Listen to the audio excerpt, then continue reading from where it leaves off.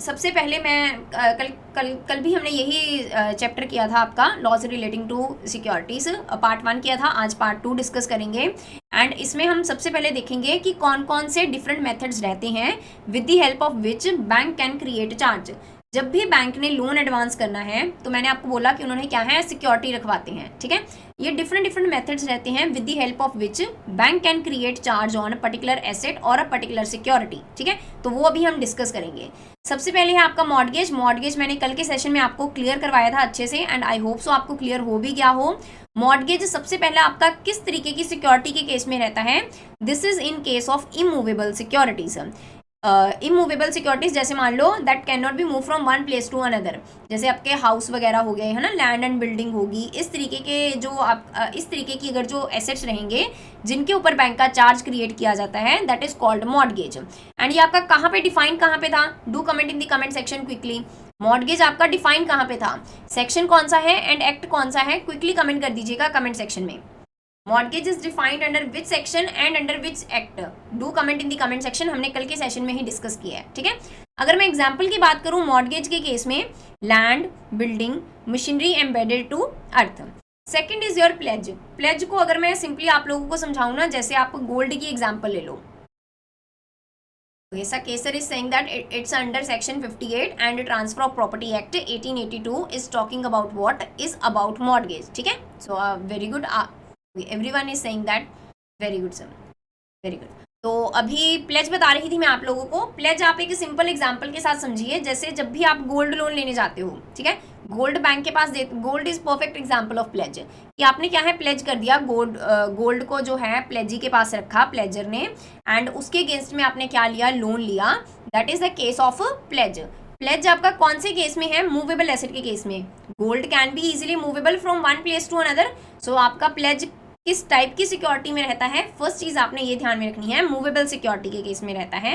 Example की बात करूं अगर मैं, raw material, shares, stock, gold, jewellery, ये सारा आपका किस में आ जाएगा? या they are example of securities that can be pledged. Hypothecation की अगर मैं बात करूं, this is also in case of movable assets, जैसे raw material, motor vehicles, standing crop, ये सारा आपका किसकी एग्जाम्पल है? हाइपोथिकेशन की, कि हमने हाइपोथिकेट की अपनी goods for taking loan.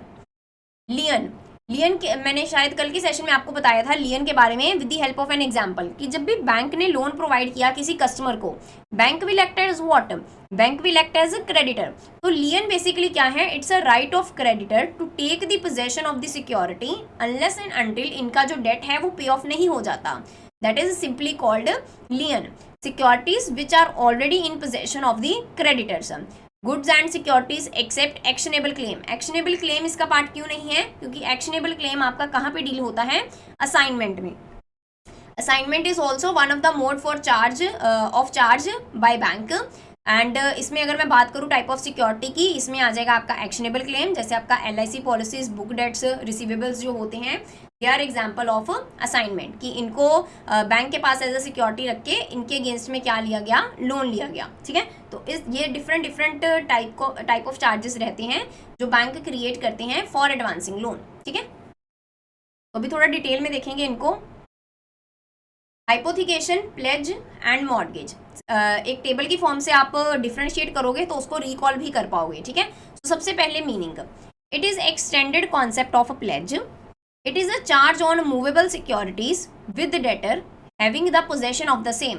I hope so debtor and creditor वाला कॉन्सेप्ट आपको क्लियर हो गया हो यहाँ पे।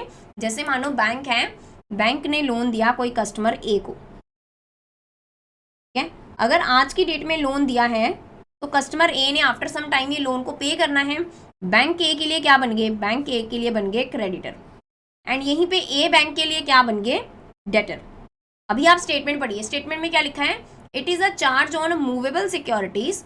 एग्जाम्पल दी ना मैंने आपको, व्हीकल्स आ जाएंगे इसमें आपके, movable securities with debtor, with debtor मतलब borrower, having the possession of the same, कि उनके पास क्या है? पोजेशन किनके पास रहेगी? आपकी डेटर के पास रहेगी। वो केस में आपने क्या है, चार्ज क्रिएट किया वो एसेट के ऊपर for advancing loan to that particular customer.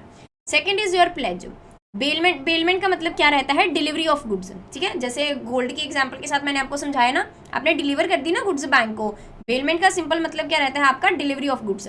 Bailment goods security securing payment of debt and interest under 172 under section 172 of Indian contract act 1872। ये हम आगे भी डिस्कस करेंगे, आई गेस लीगल स्टैट्यूट में इसको डिटेल में देखेंगे। Third one is your mortgage. Mortgage हमने कल के सेशन में भी देखा था कि जो इमूवेबल प्रॉपर्टी के अगेंस्ट चार्ज क्रिएट किया जाएगा उसको आप क्या बोलते हो, मॉर्गेज, ठीक है। एंड अभी हम देखेंगे इसका लीगल स्टेटस। लीगल स्टेटस का मतलब कि कौन से सेक्शन के अंदर एंड कौन से एक्ट के अंदर that thing is defined. So hypothecation आपका कहाँ पे डिफाइन है, this is defined under section 2 sub section N of which act, SARFAESI act. आप लोगों ने सरफेसी एक्ट पढ़ा है ना, सरफेसी एक्ट में आपका क्या डिफाइन है, हाइपोथिकेशन। प्लेज की अगर मैं बात करूं, pledge is defined under Indian contract act 1872, कौन सा सेक्शन, 172। देन मॉर्गेज की अगर मैं बात करूं, मॉर्गेज आप लोगों ने कमेंट सेक्शन में भी मेरे को कमेंट करके बताया that section 58 of transfer of property act is talking about mortgage.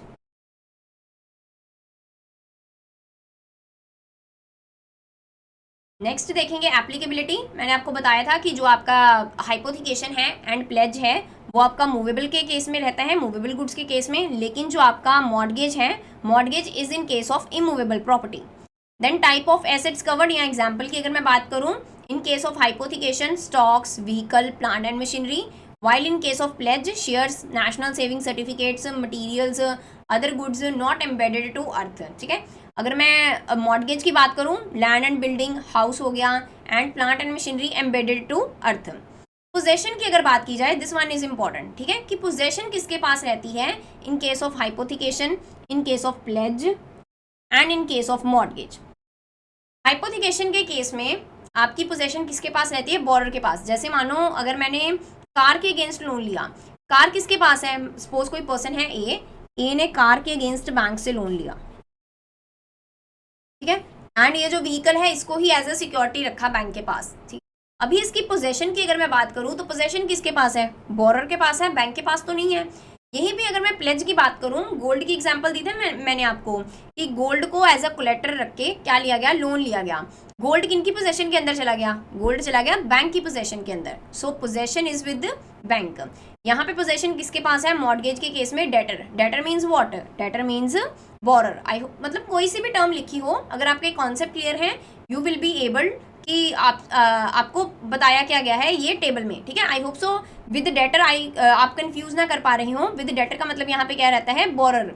जैसे मान लो आपने हाउस के अगेंस्ट लोन लिया, मॉर्गेज में इमूवेबल की एग्जांपल लेनी है ना, तो हाउस के अगेंस्ट आपने लोन लिया, house is example of mortgage. उसमें पोजेशन किसकी है, जिसने लोन लिया, that particular person, that is in our case that is person A, और यू कैन से डेटर, ठीक है। Then nature of charge, hypothecation के केस में फ्लोटिंग रहेगा, फ्लोटिंग और equitable. In case of pledge that is fixed, and in case of immovable property या mortgage की बात करूं तो यहाँ पे चार्ज कौन सा, नेचर ऑफ चार्ज कौन सा रहता है, फिक्स्ड।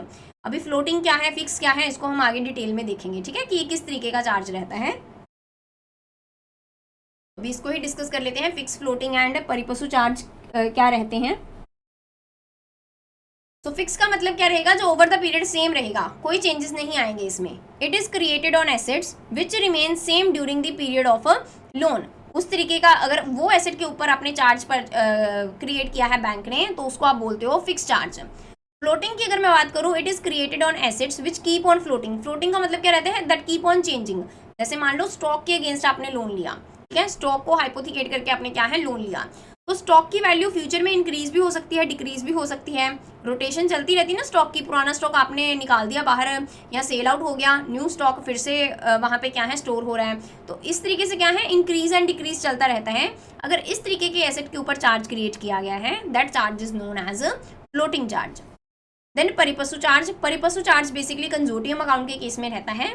कंजोर्टियम अकाउंट अभी बेसिकली क्या है, एक एग्जांपल के साथ इसको देखते हैं। जैसे मान लो A B C D E करके बैंक्स हैं, ठीक है, ये बैंक्स हैं, एंड इन पांचों के पांचों बैंक्स ने मिलके लोन दिया कोई पर्टिकुलर कस्टमर से जेड, ठीक है, लोन एडवांस किया किसी कस्टमर को जेड को, ये पांचों बैंक्स ने मिलके। सपोज इन्होंने 25 लाख दिया, इन्होंने 50 लाख दिया, इन्होंने 1 करोड़ दिया, मतलब ह्यूज अमाउंट ऑफ लोन थी, तो सबने मिलके उनको क्या है, लोन एडवांस किया। इस तरीके का जो आपका लोन एडवांस किया गया अकाउंट रहता है, that is known as consortium loan और कंजोर्टियम अकाउंट। कंजोर्टियम लोन, ठीक है। तो यहाँ पे अगर इन्होंने लोन एक प्रपोर्शन में दिया ना, एक रेशो में दिया है, तो चार्ज भी वही रेशो के अंदर क्रिएट करेंगे जो भी एसेट ये पर्सन ने एज अ सिक्योरिटी रखा गया। इस तरीके का जो चार्ज क्रिएट किया जाता है according to pro rata basis, या जो भी इनको लोन एडवांस किया उसके अकॉर्डिंग, उसको आप कौन सा चार्ज बोलते हो, that charge is known as pari passu charge. It is created generally in case of consortium loan. I hope so consortium loan is clear to everyone and is created in favor of several bank. Several bank के favour में create किया गया with the condition that they have equal priority on pro rata basis according to the amount of their loan. तो जितनी amount इन्होंने दी है loan की उसके अकॉर्डिंग वो क्या है, चार्ज क्रिएट करेंगे ऑन पर्टिकुलर सिक्योरिटी जो रखी गई एज अ सिक्योरिटी ये कस्टमर के द्वारा for taking loan. I hope so pari passu charge, floating charge and fix charge is clear to everyone.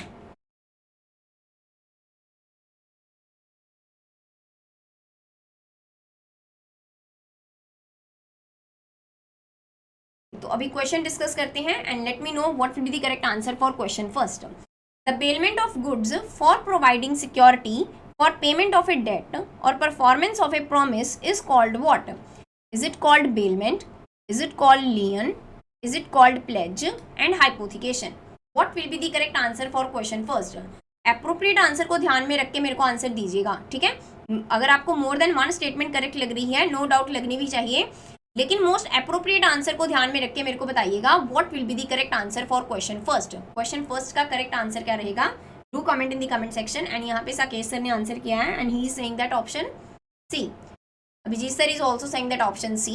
So option C यहाँ पे क्या है? बेलमेंट ऑफ गुड्स, है ना, delivery of goods for providing security for payment of a debt और performance of a promise is called what? Is it called pledge. Option C will be the correct answer for question first. So जिन लोगों ने यहाँ पे option C बोला they are correct. Now move on to next question.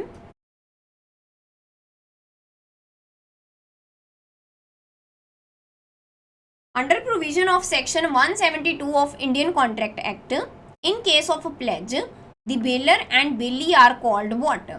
Pawnee and pawner, मतलब different name है, एक तो आप bailor या bailee भी बोलोगे या इंटरचेंजेबली एक और नेम यूज किया जाता है, आपने वो बताना है। Pawnee and pawner, pawner and pawnee, pledger and pledgee, pledgee and pledger. So what will be the correct answer for this question? Bailment के केस में आपने बताना है या प्लेज के केस में आपने बताना है कि बेलर एंड बेली को आप क्या बोलोगे। जैसे मान लो यहाँ पे बैंक है, बैंक ने कोई कस्टमर ए इनको लोन दिया एंड सिक्योरिटी क्या रखवाएगी? गोल्ड, ठीक है। This is example of what? This is example of pledge. तो यहाँ पे जिस पर्सन ने ये जो गोल्ड है उसको एज अ सिक्योरिटी रखा, that person is known as pleasure.